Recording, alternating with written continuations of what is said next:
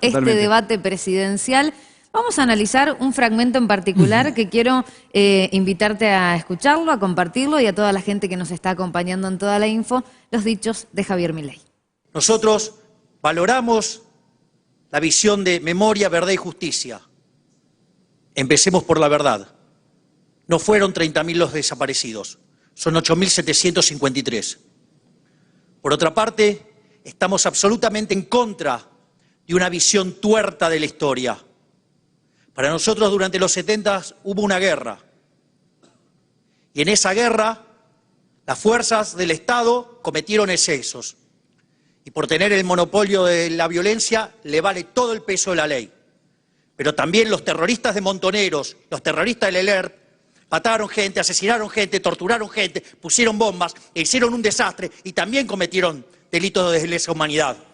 Ahí estaban los dichos de Milei, ¿no? En un segmento que incluso fue votado por la gente para que pudiera debatirse, ¿no? Los derechos humanos, la convivencia. ¿Cuál fue la primera impresión? No sé si lo viste en vivo al debate. Sí, anoche estuve viendo desde el principio hasta el final, bien completito, me había más reservado bien ese rato como para poder mirar tranquilo el debate. Siempre me gusta mucho verlos a los debates porque también te permite conocer mucho más otras cosas y ver también hacia dónde está coacheado un poco también cada candidato.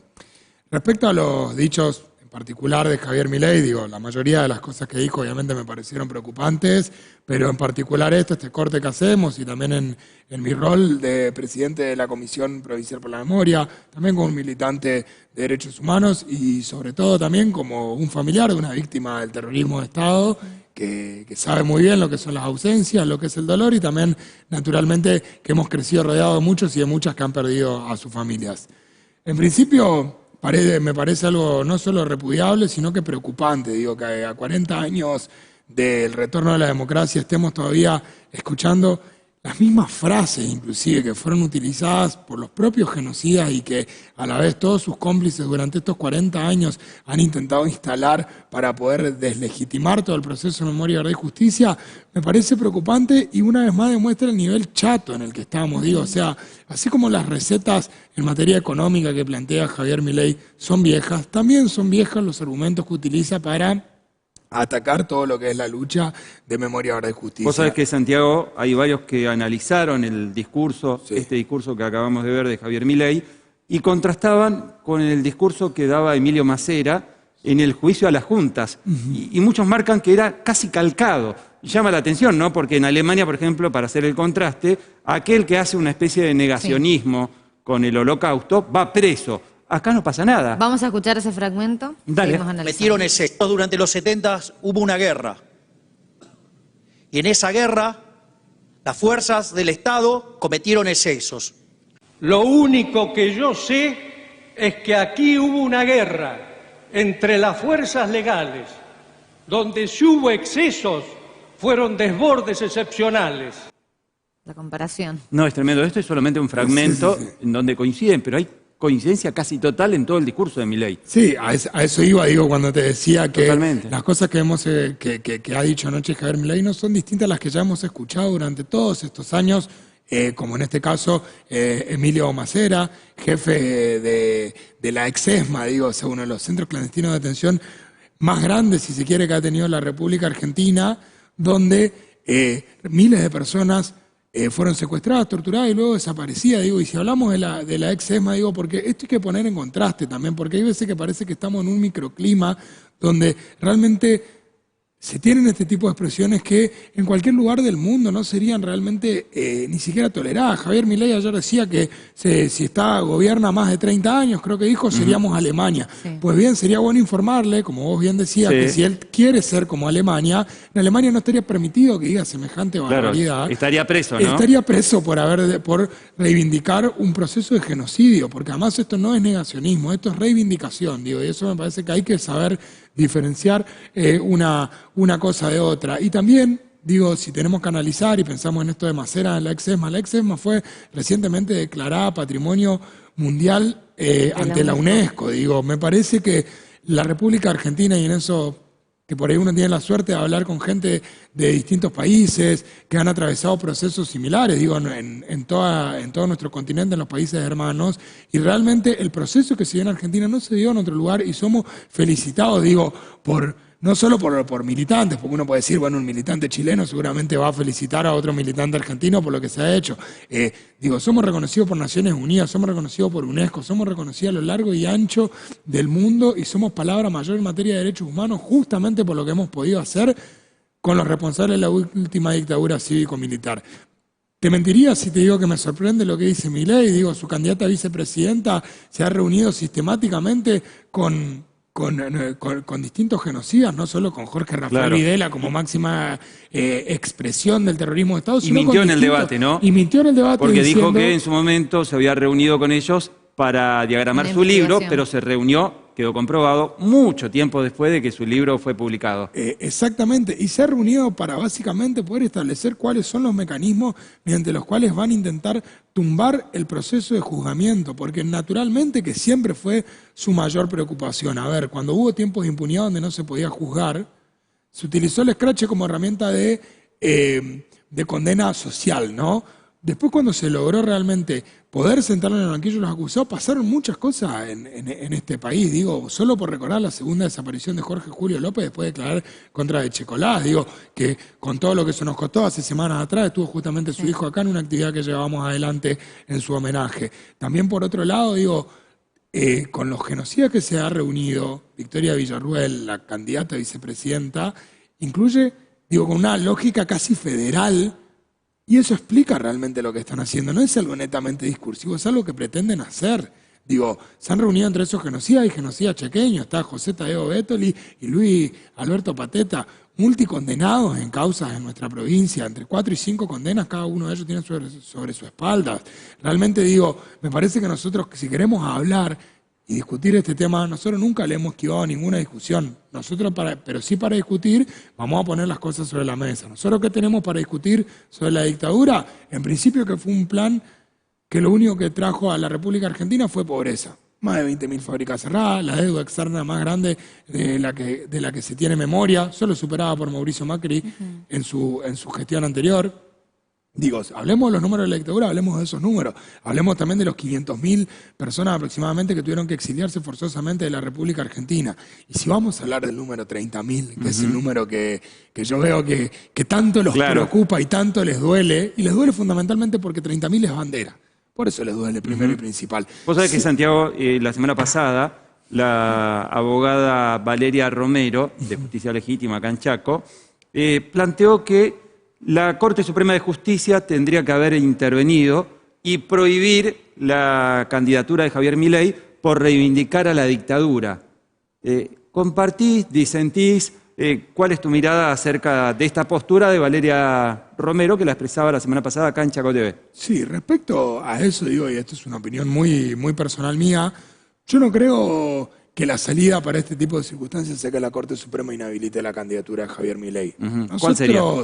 Nosotros siempre hemos decidido dar la discusión, digo, porque eso me parece que también es casi ponerlo en un lugar de mártir que no se lo está dejando presentar a elecciones, ¿no? Como sí lo han hecho con otros candidatos que sí no han dejado que se presenten a elecciones, como es el caso de Cristina Fernández de Kirchner. Claro, pero no puede ser gratuito, Santiago, que alguien reivindique la dictadura y continúe como si nada. Gratuito no creo que deba ser. Lo que yo sí no creo que el camino sea bajar una candidatura. Sí lo que quiero y lo que pretendo es que podamos tener discusiones serias, no solo con este señor, sino realmente que se pueda interpelar, que yo creo que es el momento para que se empiece a interpelar realmente a nuestra sociedad y que nuestra sociedad se pueda preguntar realmente más allá del enojo, de la bronca que puede tener, que la compartimos muchos argentinos y argentinas por vivir en una situación difícil. Sí, pero es lo que realmente quieren votar. Un cheque en blanco a una persona que reivindica a quienes han cometido los peores delitos que se han cometido, porque yo realmente no creo que haya votantes que hayan elegido a Javier Milei como alternativa a las primarias abiertas, y que realmente estén reivindicando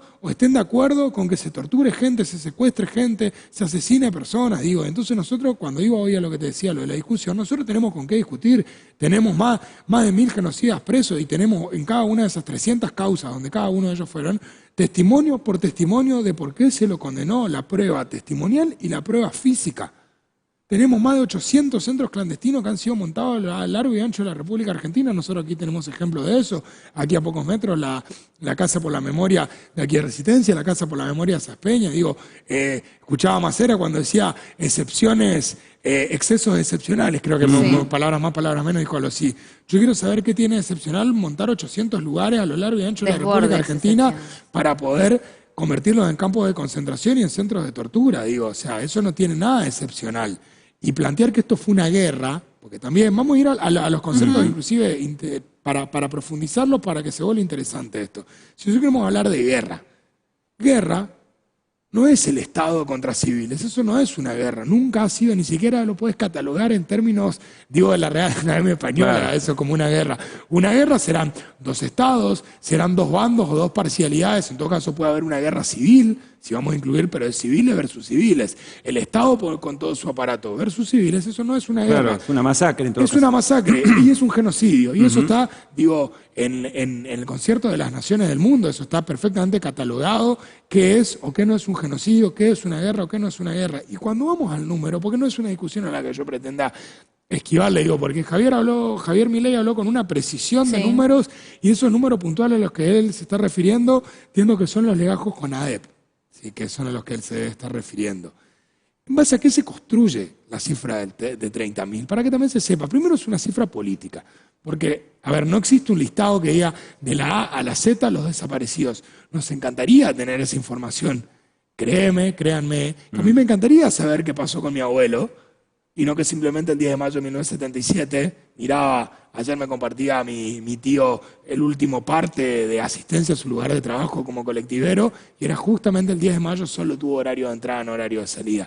Quédense tranquilos que a mí me gustaría saber qué pasó. ¿Cómo se construye esa cifra? Se construye a partir de un primer estudio que se hace con organismos externos muy vinculados a la dictadura, donde ya hablaban de 22.000 desaparecidos en el año 78.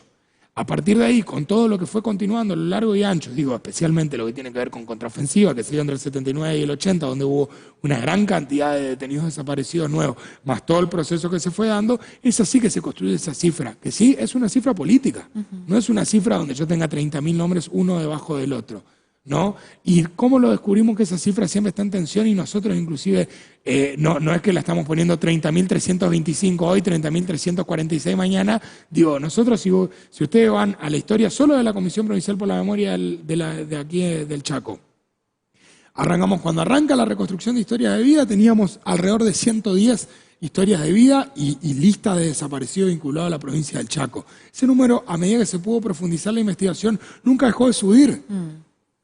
Cualquier persona que sea aquí, o por lo menos que esté aquí en la Ciudad de Resistencia, puede pasar por la Casa por la Memoria y contar cada uno de los rostros que hay ahí. Estamos superando los 190, digo. O sea, solo en el Chaco ese crecimiento se vio en función de las investigaciones. Los números a los que no hemos podido llegar es justamente por no conocer las investigaciones o no poder realmente investigar y haber desclasificado todos los documentos de la dictadura.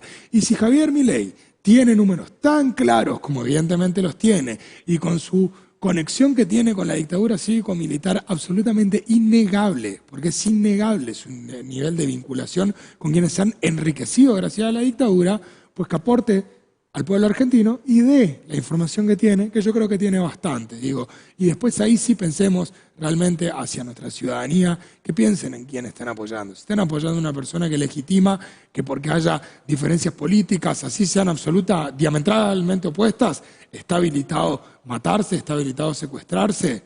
Nosotros para contrarrestar eso tenemos lo que hacemos todos los días, es poder contar la historia y sin esconderla, sin hablar en TikTok, sin pegar 2 o 3 gritos en la tele, sino mostrando. Nosotros tenemos todo el testimonio.